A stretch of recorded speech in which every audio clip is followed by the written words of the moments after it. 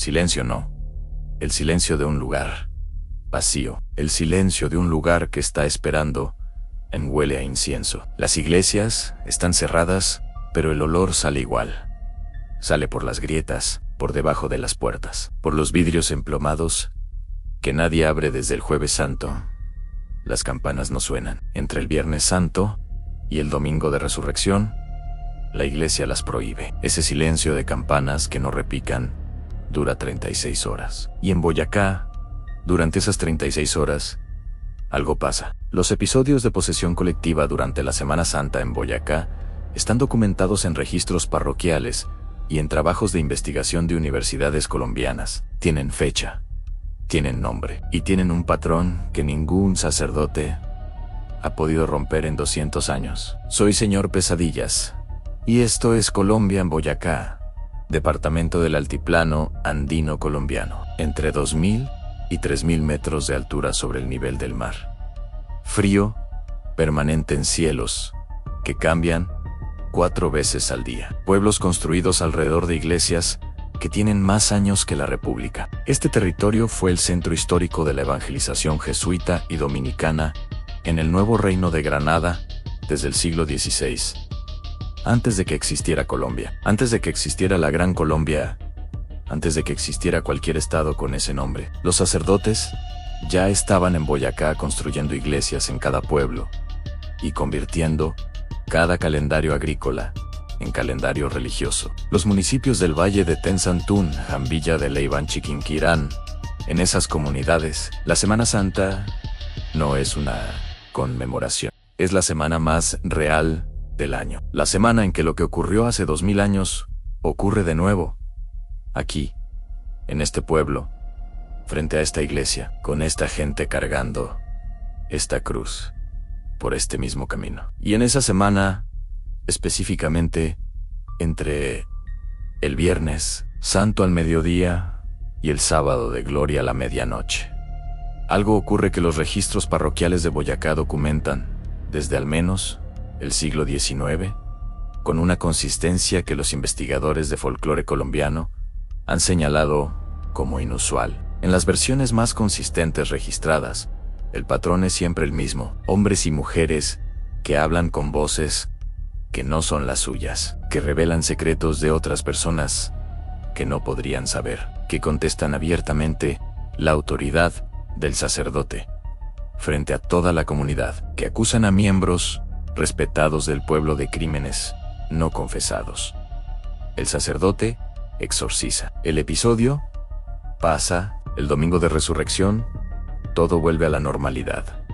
Hasta el año siguiente, el diablo de la Semana Santa no tiene cuerpo, tiene horario, y ese horario nunca ha fallado en 200 años. Lo que acaban de escuchar está documentado en registros parroquiales de Boyacá. Desde el siglo XIX, lo que viene es lo que ningún sacerdote y ningún médico ha explicado satisfactoriamente. ¿Por qué la posesión colectiva ocurre exactamente en esas 36 horas y en ningún otro momento del año? Que revela ese patrón sobre las comunidades que lo viven.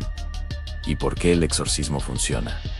Pero no por la razón que la iglesia cree. Si no están suscritos, activen la campanita ahora, porque lo que sigue convierte al diablo de la Semana Santa en el mecanismo de justicia más extraño de los Andes colombianos. Y aquí está lo primero que nadie explica sobre el diablo de la Semana Santa.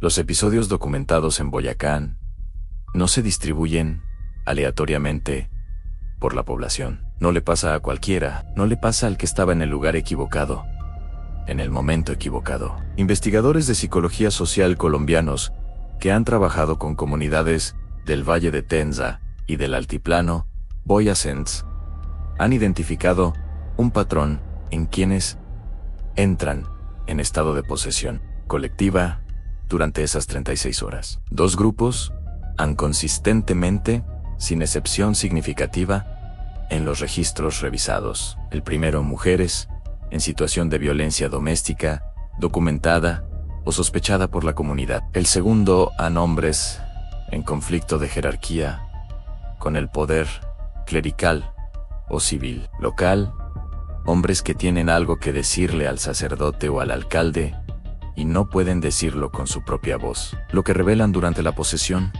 es específico, es local, es verificable. Nombres de personas que abusaron, detalles de corrupción que solo alguien dentro del sistema podría conocer, acusaciones de hipocresía religiosa dirigidas directamente al sacerdote, frente a toda la congregación, en voz alta y sin posibilidad de ser interrumpidas, porque nadie interrumpe al diablo durante una posesión, y la comunidad escucha, no porque la doctrina oficial de la Iglesia así lo exija. La Iglesia Católica oficial trata al diablo como el padre de la mentir, a menos n, o como fuente de revelación confiable sobre los pecados ajenos. Pero la creencia popular boyacense, construida a lo largo de generaciones y distinta de la doctrina oficial, en este punto específico, sustenta algo diferente que durante esas 36 horas en que Cristo está muerto y aún no ha resucitado, el diablo tiene acceso a los pecados que los hombres ocultaron, y que lo que revela sobre otros es específico, local y verificable.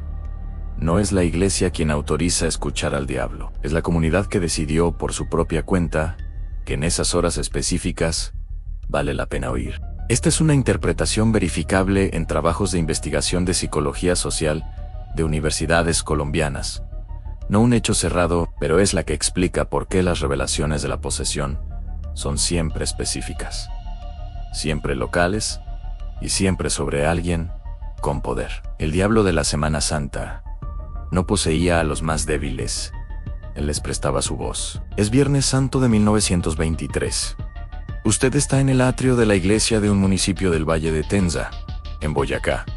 Son las 3 de la tarde. La procesión acaba de salir. 30, 40 personas caminando en silencio detrás de la imagen del Cristo muerto.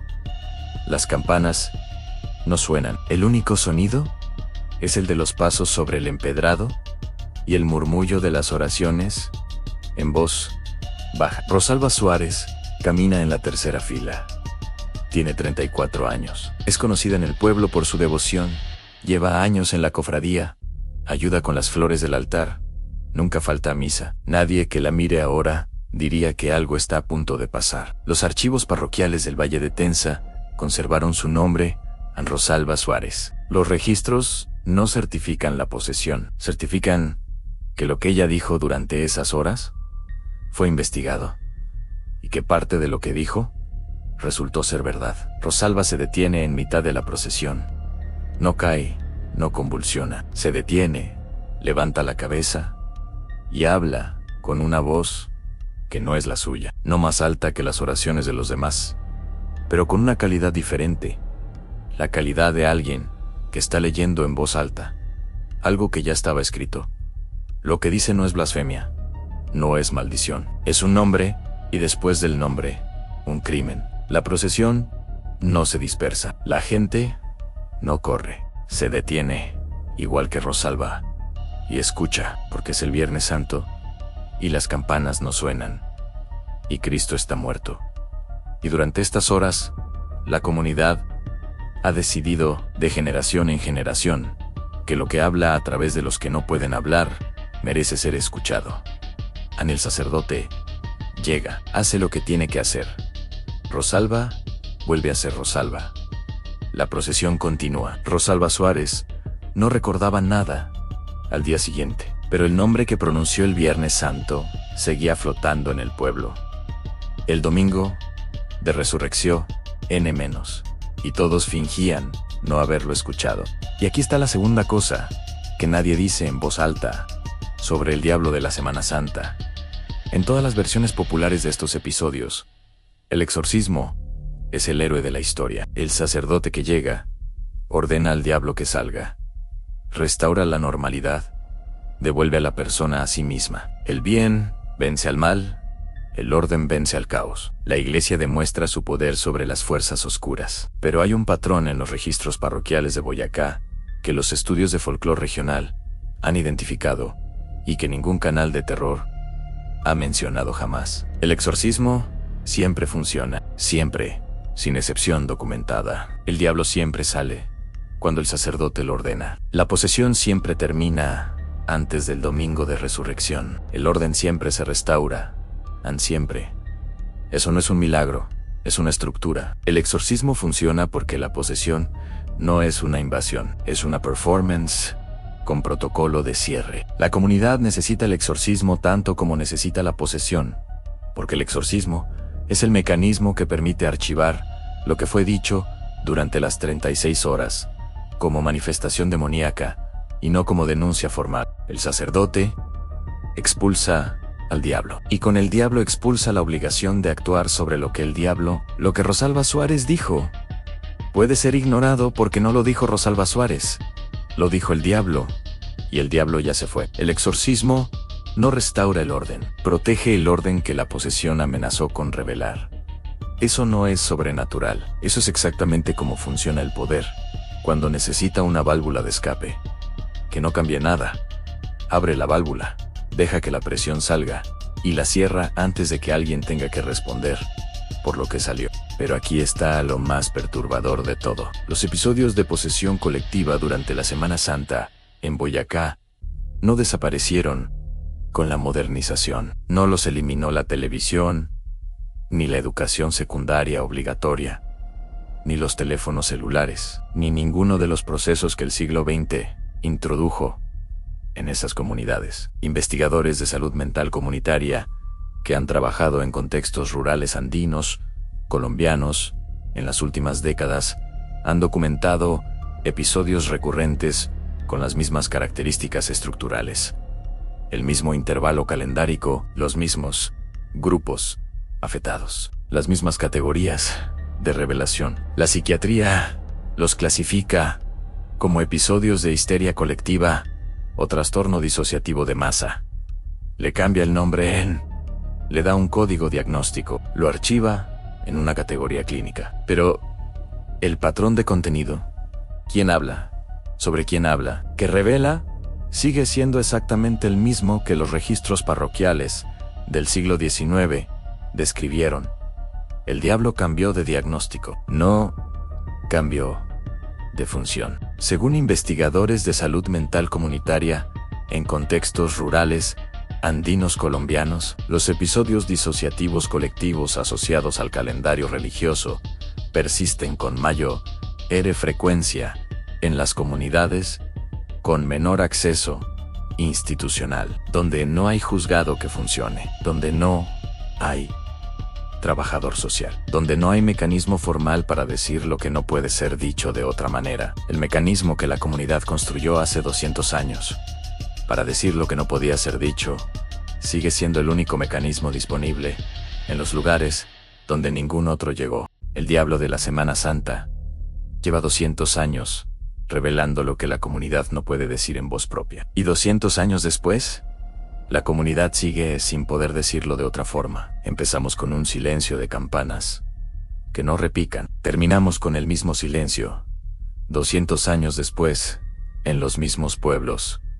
El diablo de la Semana Santa no tiene cuerpo, no tiene cara, no tiene forma física documentada en ningún registro. Tiene 36 horas, tiene un intervalo calendárico preciso entre el Viernes Santo al mediodía y el Sábado de Gloria a la medianoche. Tiene un patrón de víctimas consistente, los que no pueden hablar con su propia voz. Tiene un sistema de revelación específico, local y verificable. Y tiene un protocolo de cierre que la Iglesia ejecuta cada año con perfecta puntualidad. No es posesión demoníaca, no es histeria colectiva. Es el sistema de denuncia que una comunidad sin acceso a la justicia formal construyó dentro del único intervalo calendárico en que el orden social suspendía sus propias reglas. El diablo no mintió. La comunidad es que no podía escuchar la verdad de otra boca. Lo que Señor Pesadillas les deja esta noche no es una respuesta sobre lo que pasó en ese atrio en 1923. La pregunta que Rosalba Suárez se llevó consigo sin recordar haberla hecho. ¿Ustedes creen que Rosalba Suárez sabía lo que estaba diciendo? ¿O creen que el Viernes Santo de 1923 algo le prestó una voz que ella no tenía? Nos vemos el miércoles.